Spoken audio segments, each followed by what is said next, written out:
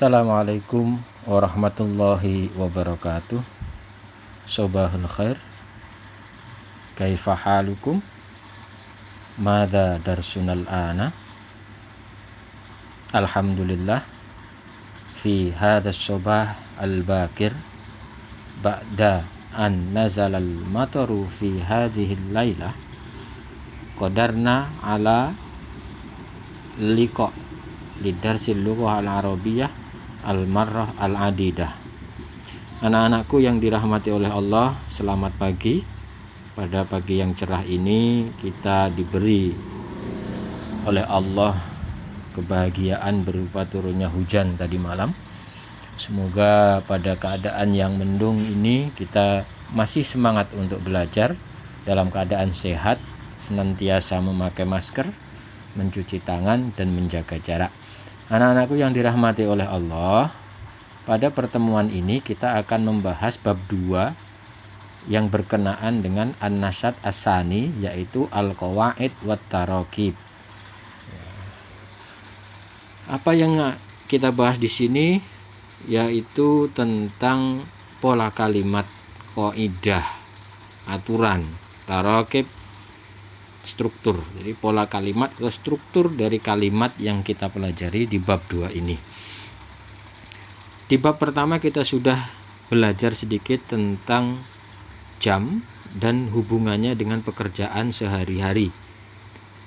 Kita tahu dalam kehidupan sehari-hari banyak pekerjaan yang kita lakukan.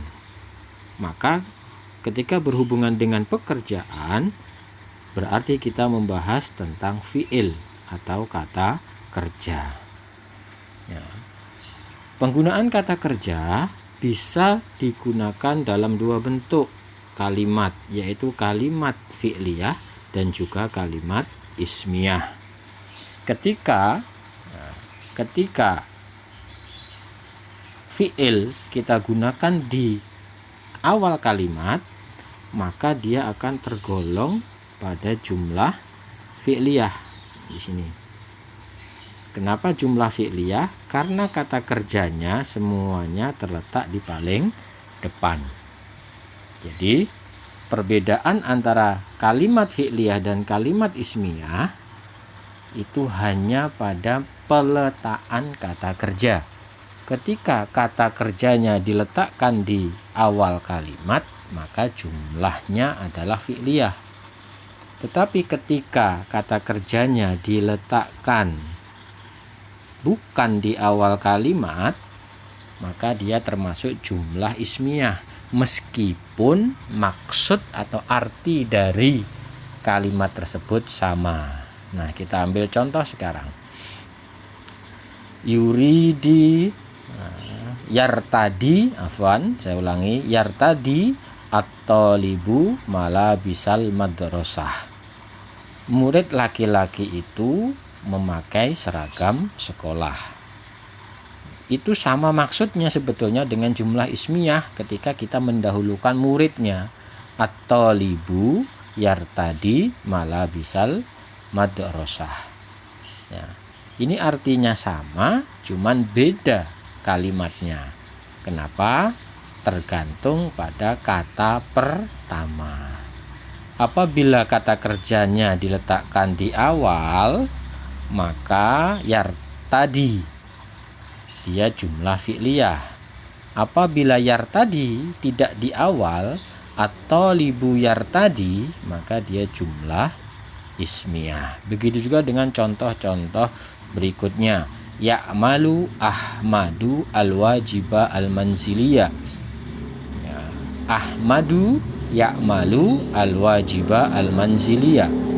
Satu arti, beda bentuk kalimat. Yantahi la'bul qurrah fis sa'atil khamisah. La'bul qurrah yantahi fis sa'atil khamisah. Tu'allimul ustadu al-lughatal arabiyyata. Al-ustadatu, al-ustadah ya, bukan ustad. Al-ustadatu tu'allimul lughatal arabiyyah. Seorang guru perempuan sedang mengajar bahasa Arab. Terus utali'ud durusa lailan. Ya, ana utali'ud durusa lailan. Nah, ini di kalimat terakhir. Utali'u itu sebetulnya ada utali itu milik ana. Ya, ana utali, anta tutali, anti tutali'ina, huwa yutali, ya, nahnu nutali. Nah, sebetulnya ada. Tapi kalau di sebelah itu digunakan ana utali'ud durusa lailan. Kenapa? Ketika ana ditulis maka dia menjadi jumlah ismiyah. Nah, ini ada keterangannya, kita baca bersama. Jumlah ismiyah dan fi'liyah. Kalimat dalam tinjauan bahasa Arab disebut dengan jumlah. Jadi jumlah itu kalau di bahasa kita adalah kalimat. Dilihat dari sisi susunannya, kalimat dalam bahasa Arab ada dua bentuknya. Nah, jadi bahasa Arab itu ada dua macam kalimat dengan melihat pada susunannya. Jadi dibedakan menjadi dua itu karena apa? Karena susunannya. Bukan karena arti atau yang lain, tapi karena bentuk susunannya, maka kalimat dalam bahasa Arab dibagi menjadi dua. Apa saja? Yaitu jumlah ismiyah dan jumlah fi'liyah. Nah, apa itu jumlah ismiyah? Jumlah ismiyah adalah susunan kalimat yang diawali dengan isim. Jadi apa awalannya? Yang disebut jumlah ismiyah, ya, yang disebut jumlah ismiyah ini fokusnya di sini, ya, ini yang disebut jumlah ismiyah adalah susunan kalimat yang diawali dengan isim. Isim bukan kata kerja, ini isim semua, ini yang merah ini. Nah, ini merah ini semuanya isim. At-talibu Ahmadu la'bul al-ustadatu ana, itu isim. Ya, ketika awalannya isim maka dia disebut dengan jumlah ismiyah. Nah, struktur penyusunan jumlah ismiyah disebut dengan mubtada dan khobar. Nah, jadi kalau kita melihat strukturnya, polanya, maka yang pertama ini disebut mubtada. Ya, yang pertama ini disebut mubtada. Dan khobar, predikatnya apa? Ya sisanya. Loh kok panjang? Iya. Ya. Semua kalimat selain mubtada berarti dia disebut khobar.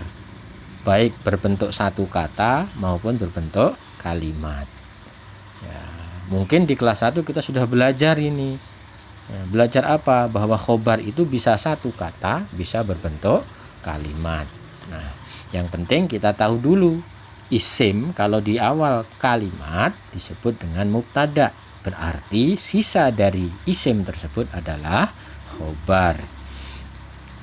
Selanjutnya, di dalam penyusunan jumlah ismiyah yang perlu diperhatikan adalah satu, mubtada itu harus berbentuk isim ma'rifah dan rofa. Apa itu isim ma'rifah? Isim yang pasti, isim yang jelas.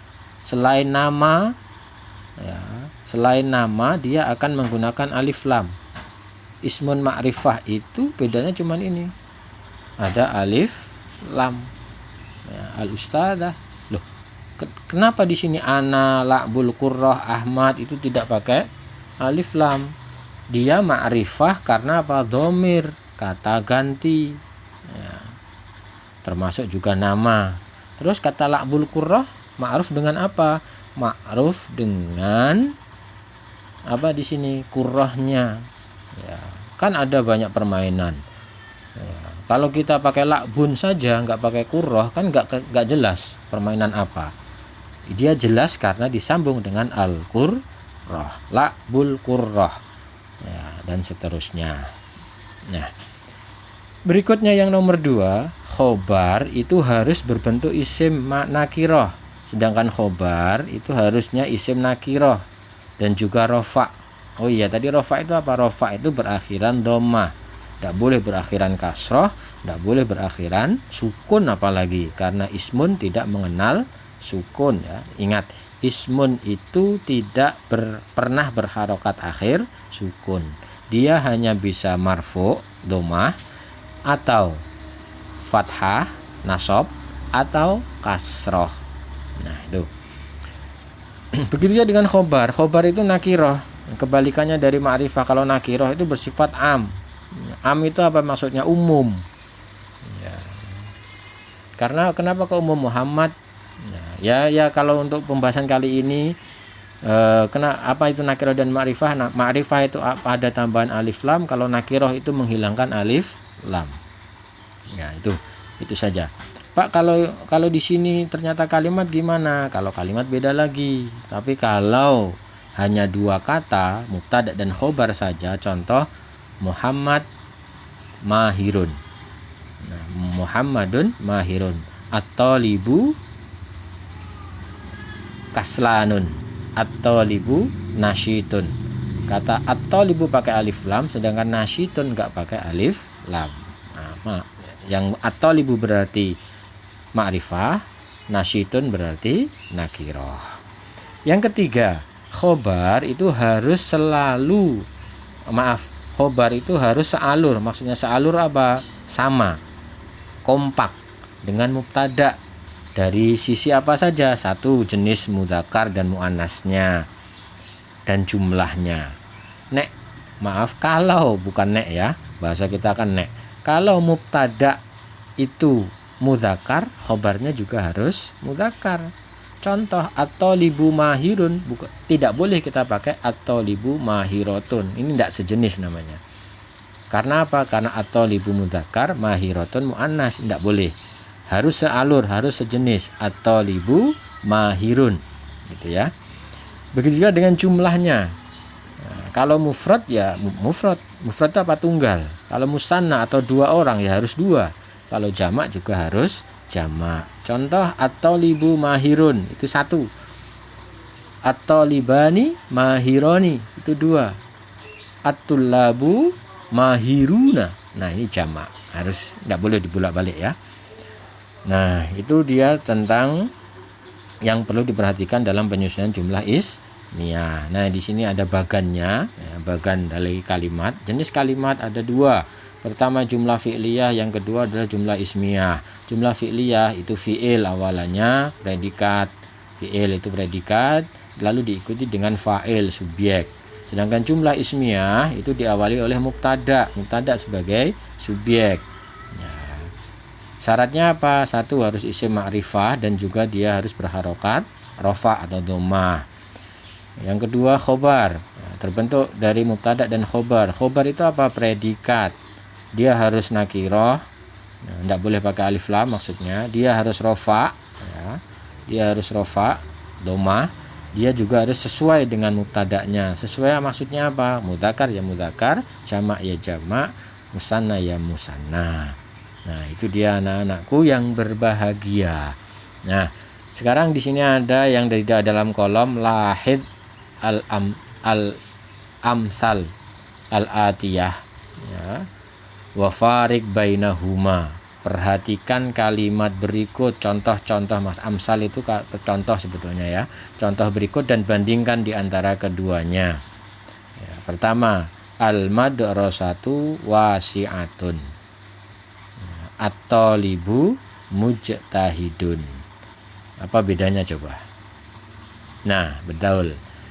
Bedanya adalah yang pertama itu mu'annas, sedangkan yang kedua mudzakkar. Al-faslu nadhifun. Nah, terus at-talibani mujtahidani. Nah, yang pertama itu bentuknya mufrad, tunggal. Ya, yang ini tunggal. Maaf, saya ulangi. Yang ini tunggal. Nah, sedangkan yang ini musanna, dua.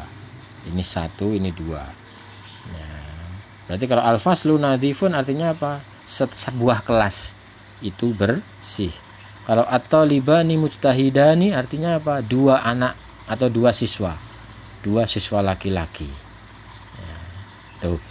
Al-hafilatu musdahimah. Al-hafilah musdahimah. Ini muannasnya. Ya. At-tullabu mujtahiduna.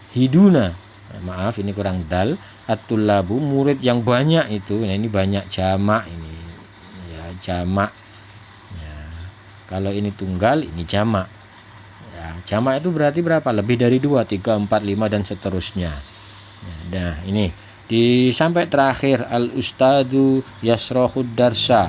Ya. At-tilmidu yajlisu bi huduin. Zamilun yaqra'ud darsa. Ya. Zamil di sini bukan diartikan teman, tapi zamil di sini nama orang, maka tidak pakai alif lam. Fatimah taftahu al-baba. Nah, ini sudah dimulai ya, mulai dari contoh keberapa ini? Dimulai dari contoh ketiga. Nah, ini ya, ini sudah menggunakan khobar berbentuk kalimat. Nah, ini sudah contoh khobarnya berbentuk kalimat. Nah, ini. Nah, ini kalimat. Ya. Yang di depan, ya, yang saya batasi ini di depan ini, ya, ini berarti apa? Mubtada. Nah, sisanya adalah khobarnya. Nah, itu ya anak-anakku yang berbahagia. Nah, berikutnya, nah, di sini nanti ada ya, latihan. Nah, latihan hawil al jumlah al fi'liyah, ubahlah jumlah fi'liyah berikut kepada jumlah ismiyah. Ta'uddu ummi al-futuro. Ta'uddu ummi al-futuro. Nah, terus kita rubahnya seperti apa? Kata umminya kita rubah ke depan menjadi ummi. Ya, ummi, maaf ini tulisannya jelek karena pakai tangan ya. Ummi, ya ini taruh paling depan maksudnya. Ummi ta'uddu al-futur. Ustaz, kenapa tidak ditambah alif lam? Karena sudah ada ma'rifah dengan ummi, ibuku. Ya, ada ya. Ya. Dan berikutnya nanti coba kalian kerjakan. Nah, jangan lupa yang ini, ya, yang bawahnya ini nggak usah dikerjakan, cukup yang atas dulu latihan. Ya, ini nanti latihannya. Ini latihan kalian mencoba mengubahnya menjadi kalimat ismiyah, yaitu apa? Mengubah posisi subjeknya ditaruh paling depan. Berarti caranya gimana? Ya cari subjeknya dahulu. Kalau sudah ketemu subjeknya, tarik subjeknya ke depan. Terus susunan yang lain tidak usah dirubah. Nah, seperti tadi, ta'uddu ummi al-futuro menjadi ummi tarik ke depan menjadi ummi ta'uddu al-futuro. Nah, silahkan berlatih di rumah. Jangan lupa nanti absensinya tetap di kolom komentarnya.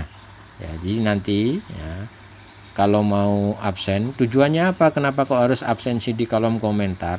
Itu menandakan kalian memperhatikan. Ya, kalian benar-benar melihat dan memperhatikan apa yang diterangkan oleh Bapak hari ini. Paham? Sekian, terima kasih. Assalamualaikum warahmatullahi wabarakatuh.